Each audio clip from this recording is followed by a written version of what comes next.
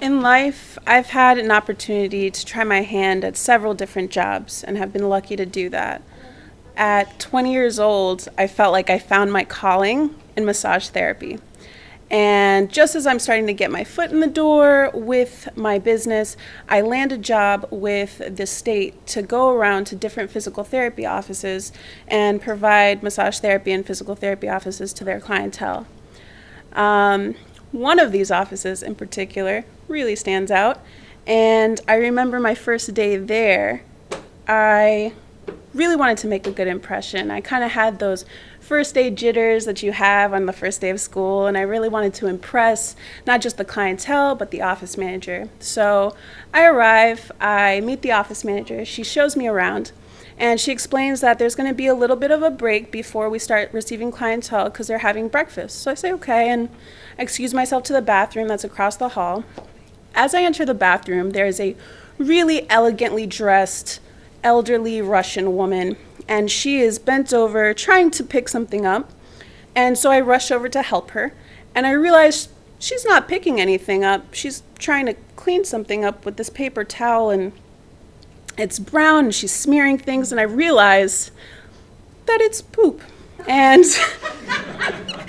as I'm trying to conceal my horrified look on my face and maintain her dignity and just kind of assess the situation, I realized that it's splattered on her beautiful white dinner coat, and it is completely down her back and legs, and I am just horrified. And right when I think all hope is lost, I see a nurse come through the door, and a wave of relief washes over me. And I'm like, okay, someone's here to help. So I wave her over and try to explain what's happening. And she takes one look at the situation and just walks right out. So now that I'm realizing I'm all by myself in this situation, I'm trying to piece together whatever little Russian I know to try to instruct this woman to get her dinner coat off and hand it to me.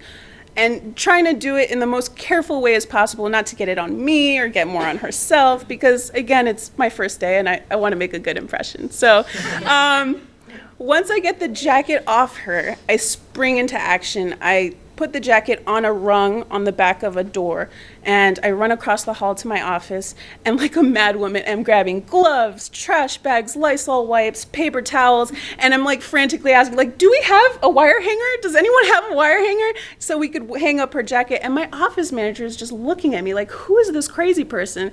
And I realize she has no idea what's going on.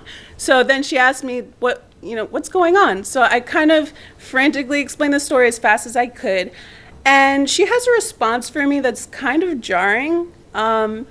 She says, honey, this isn't your problem. She said, this isn't our problem. And then she goes into this really detailed, convoluted story about this feud between her and the nurses, and I'm just not here for it. I, nod my head politely and say, okay, but excuse me, and I dash across the hall to the bathroom where I left this woman alone. And I'm relieved to find that now people are congregated and staff is involved and people are helping me.